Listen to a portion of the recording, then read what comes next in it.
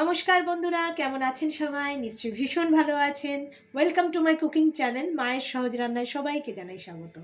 আজকে আমি একটা মাছের রেসিপি নিয়ে এসেছি। এখানে পাবদা মাছ রয়েছে 2 পিস, ছোটো সাইজ, বেশি বড় না। এটা দিয়ে আমি সর্ষে বাটা দিয়ে একটা ঝাল করে আপনাদের দেখাবো। নুন হলুদ মাখিয়ে রেখে দিয়েছি পাবদা মাছটা, এবার আমি ভেজে নেব।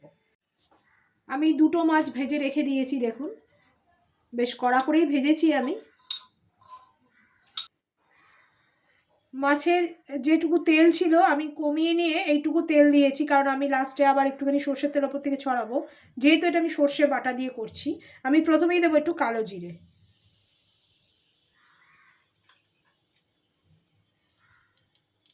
তারপরেই দিয়ে দিচ্ছি কাঁচা লঙ্কা। ফোড়নটা একটু ভাজা ভাজা হয়ে গেলে আমি এখানে ধনে পাতার যে ডাঁটাগুলো আছে গোড়ার দিকে, সেই ডাঁটাগুলো দিয়ে দিলাম। ধনে পাতার পাতাগুলো অনেক সময় পচে যায়, কিন্তু ডাঁটাগুলো আপনারা রেখে দেবেন কাপড় জড়িয়ে, তাহলে কিন্তু অনেক দিন ব্যবহার করতে পারবেন। আর এর গন্ধটা কিন্তু অনেক বেশি স্ট্রং হয় পাতার থেকে। এটা আমি একটু ভাজা ভাজা করে নেবো। এর মধ্যে আমি দিয়ে দেবো হলুদ, আমি সামান্য হলুদ দিয়ে দেবো। আর নুন আমি এখন দেবো না, কারণ আমি সর্ষে বাটার সময় নুন দিয়ে বেটেছি, নুন আর একটা কাঁচা লঙ্কা।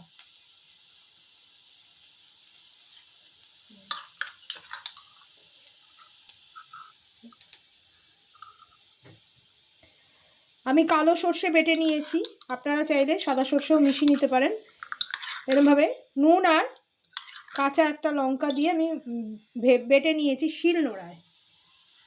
যাদের সর্ষে বাটা খেতে একটু প্রবলেম হয় তারা এটা ছেঁকে খাবেন, আমি এখানে ছেঁকেই দিয়ে দেব।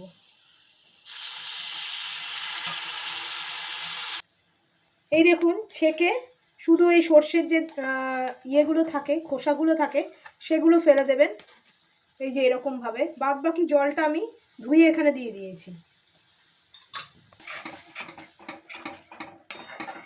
দেখুন কত স্মুথ হয়েছে, মনে হচ্ছে বাজারের একদম কেনা সর্ষে, প্যাকেটে যে সর্ষে পাওয়া যায় সেই সর্ষের গুঁড়োই মনে হচ্ছে, অথচ কিন্তু বাড়িতেই আপনারা বেটে খাঁটি জিনিসটা দিয়ে দিতে পারবেন। আমি এখানে একটু জল দিয়ে দেবো, কারণ এটা একটু পাতলা ঝোল হবে।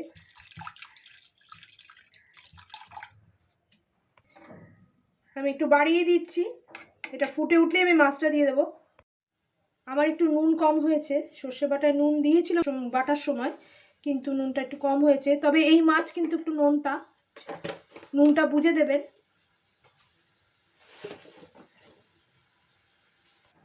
মোটামুটি আমাদের ফুটে গেছে, আমরা ভাতের সঙ্গে খাবো, তাই ঝোল একটু বেশি রেখেছি, আপনারা চাইলে কম রাখতেই পারেন। মাছটা জোড়া লেগে গেছে, ভয়ের কোনো কারণ নেই, ঝোলে পড়লেই মাছ আলাদা হয়ে যাবে। এই মাছ বেশি ফোটাবেন না, আর এই মাছ ভাজাটাও কিন্তু খুব ডিফিকাল্ট, খুব সাবধানে ভাজতে হয়। আর আমি যেহেতু ধনেপাতার ডাগাগুলো দিয়েছি, ডাঁটাগুলো, সেই জন্য কিন্তু আমি আর আলাদা করে ধনেপাতার দিলাম না। আপনারা চাইলে লাস্টে কিন্তু একটু ধনেপাতা দিয়ে দিতে পারেন। এটা একটু ফুটে উঠবে, মাছটা একটু সফট হবে, তারপরেই আমি ওপর থেকে কাঁচা সর্ষের তেল দিয়ে নামিয়ে নেব। দেখুন মাছ দুটো আলাদা হয়ে গেছে। আমি প্রথমেই বলেছিলাম ভয় পাওয়ার দরকার নেই, প্রথমেই টানাটানি করবেন না আলাদা করার জন্য। আমার কিন্তু রান্নাটা কমপ্লিট হয়ে গেছে, আমি এবার গ্যাসটা অফ করে দেবো। ওপর থেকে একটা কাঁচা লঙ্কা আমি দিয়ে দিলাম, ওপর থেকে আমি একটু সর্ষের তেল দিয়ে দিলাম। সর্ষের রান্নায়, সর্ষে বাটা দিয়ে রান্নায় কিন্তু এই সর্ষের তেলটা দেওয়া কিন্তু মাস্ট।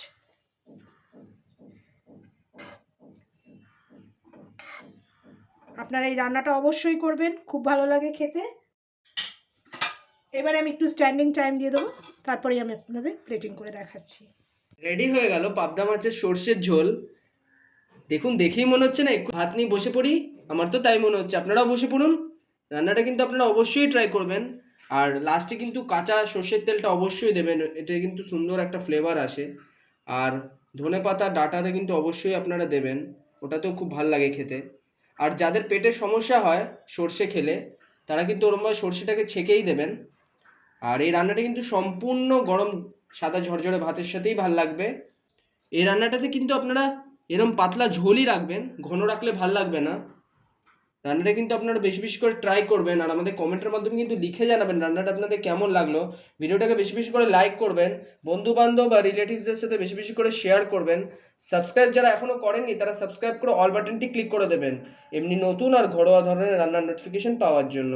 ধন্যবাদ।